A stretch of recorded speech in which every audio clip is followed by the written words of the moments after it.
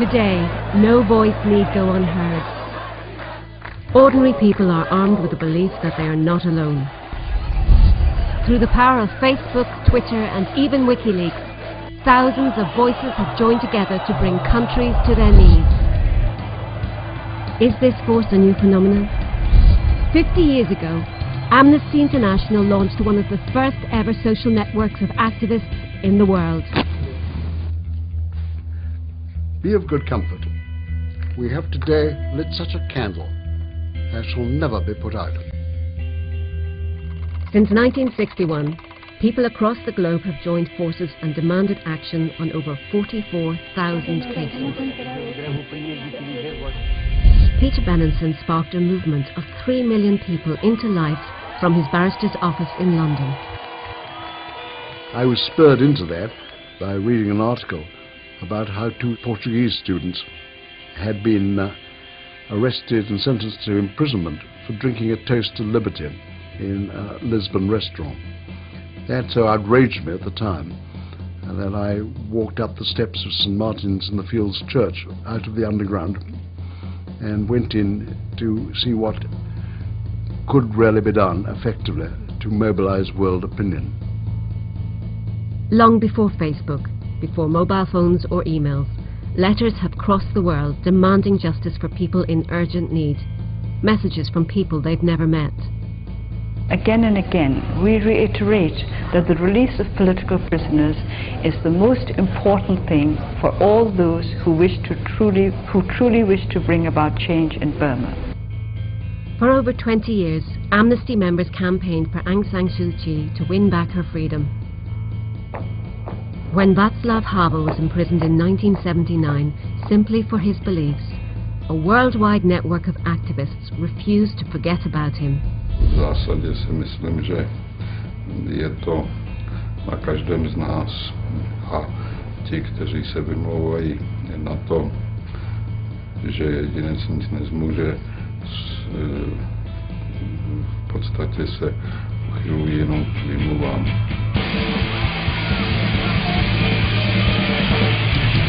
When he left jail, Václav Havel eventually became president of a new Czech Republic.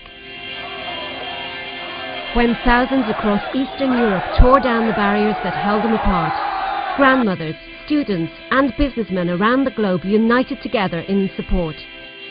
Their faxes helped break down brick walls and knew no borders. Today, in many countries, people still risk their lives to gather and speak out against regimes that rule them at gunpoint.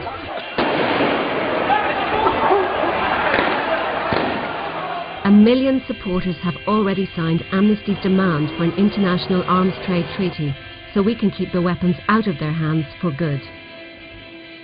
Fear comes in many forms. Today, millions living in poverty know that losing your freedom can mean living without a voice, without food, and in constant fear.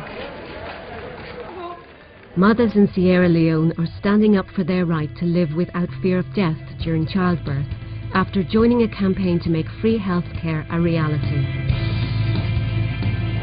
No more violence against women! A worldwide campaign made sure the Mexican government could no longer ignore women and children being murdered in their hundreds in Ciudad Juárez. Su miedo, tenemos temor, pero luchamos por eso. In the next 12 months, Amnesty members will join the fight for women and girls' rights in Nicaragua in support of rape victims who are currently forbidden from seeking abortion. Elsewhere in Latin America, Amnesty's work will never be forgotten by victims of torture and repression by regimes now long dead. In 1975, Amnesty helped convince the UN to act. May I take it that the Assembly wishes to adopt the Convention against torture and other cruel, inhuman or degrading treatment or punishment? It is so decided. 2 years later, worldwide recognition came with the award of the Nobel Peace Prize. Not everyone was so impressed. Scathing criticisms of Amnesty activists were hurled everywhere, from the US to Soviet Russia.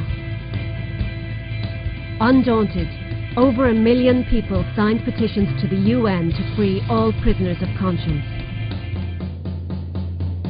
31 years ago, Amnesty members began a relentless fight against the death penalty, which has helped end executions in 87 countries. Au nom de ses amis à travers le monde, je vous demande, Monsieur le Président, de libérer Kim Song-man.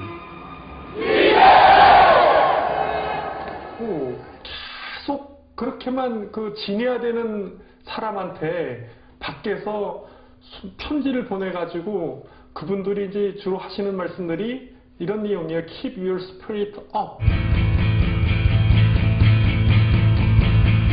It's only when you have millions of people coming together and the hard research and evidence that Amnesty brings to bear, that combination is what's going to crack the challenges of the future.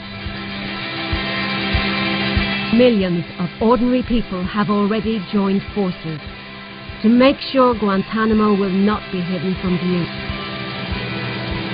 To shine a light on the forgotten prisoners of China. To create an international criminal court where no one can hide from the law. With a 50-year head start and a network of supporters in over 150 countries, the question is, what will we do next?